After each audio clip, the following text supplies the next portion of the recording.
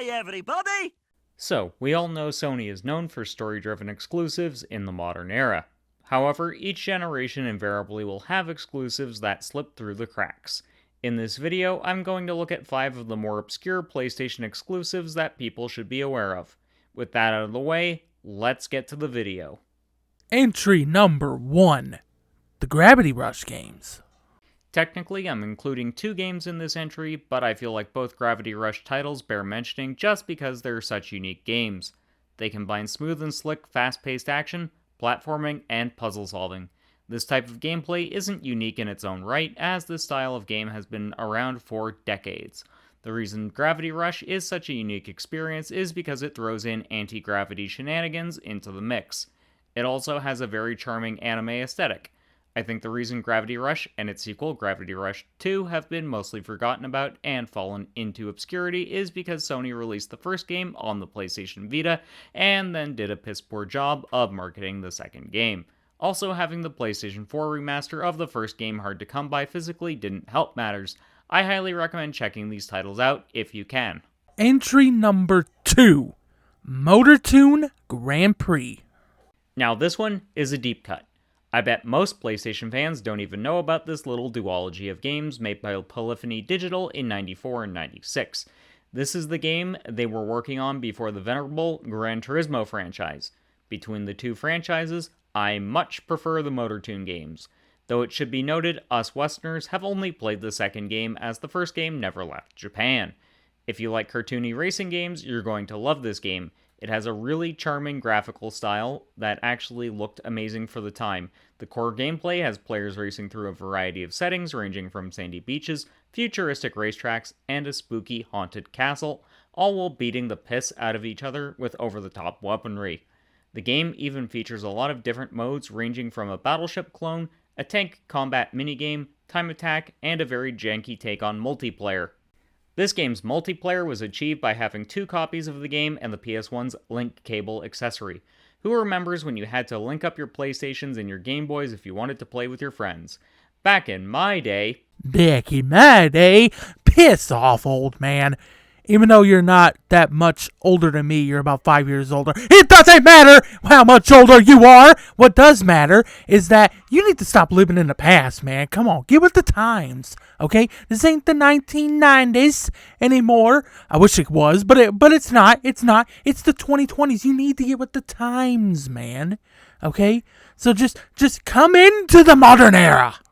Anyways, Which was the style at the time? and no one fucking liked it. I'm glad this particular quirk in gaming died off. Anyways, on with the video. Entry number 3. Yu-Gi-Oh! Duelist of the Roses. This one is a very popular game amongst Yu-Gi-Oh fans, and it's not hard to see why. The gameplay is like a card game and if chess had a baby. It's fun, and it's interesting. However, beyond Yu-Gi-Oh superfans, this game didn't have much widespread appeal. It was largely considered a commercial success though, selling 1.4 million units and reaching greatest hit status. For a PlayStation 2 title to reach that stage, they needed to be on the market for at least a year and sell a minimum of 400,000 copies. Ask anyone who isn't a Yu-Gi-Oh superfan though, and they'll more than likely look at you like you've sprouted a second head. If you're looking for something different and still have a PS2 kicking around, I highly recommend hunting down a copy. Just be prepared to grind a lot, as Konami really did not know how to balance the grinding in early Yu-Gi-Oh games. At least they got better at that for Master Duel. Sort of. Entry number 4. MediEvil. Sir Daniel Fortescue shambled into our lives on the PlayStation 1 in '98. He shambled back into our lives in 2019, and age has done this skelly well. On the PlayStation 4, he had a massive glow-up. For those not in the know, MediEvil is an action-adventure hack-and-slash. The controls were tank-like in the original version. The remake thankfully drops the awkward controls. While MediEvil sold well enough to get a sequel and an eventual remake, when the hype around PS1 remake started, it isn't one of the PlayStation's better-known franchises, however. Which is a damn shame, man, because this game is so much fun. I played this back in 2020 for the first time, and I absolutely loved it. I platinumed it. That's how much you can tell I love this game. When I platinum a game, that means I love it. Okay? I love it to death. So, if I can do it, then, yeah, look. This game is great. You should play it. There are a bunch of reasons why. Colin is going to get into those right about now. But if you like a Tim Burton aesthetic and enjoy puzzle platformers, you'll have a spookily good time with these games. Hopefully we see more of Sir Daniel in the future. To my knowledge, I never played the MediEvil games as a kid, but I did have a good time during my short time period with the PS4 remake in 2020.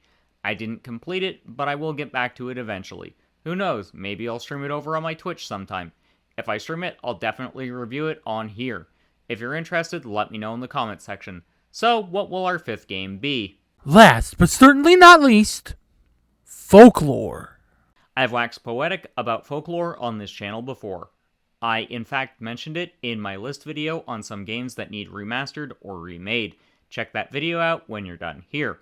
Anyways, for those not in the know, Folklore was a 2007 action RPG from Game Republic, a company that went defunct in 2011. Anyways, Folklore was super unique. It had gorgeous and vibrant graphics on the 7th generation of consoles, a time period where brown, beige, and gray hues were The style at the time. the color palette made Folklore stand out. It also stood out thanks to its interesting storytelling style by utilizing mostly animated comic book sections. Also, of all the games to use the PS3's much maligned 6-axis controls, Folklore was the one that got it right. I feel like if Sony brought back the game, they could use it as a beautiful showcase for the DualSense. Why would Folklore be the perfect game to showcase the DualSense? Because the environments were varied, the combat fast and intense, against a ton of creatures with various different exteriors ranging from fur, feathers to skin. Folklore is just begging for a remake. The fact it looks like a modern indie title shows just how much love was poured into this game.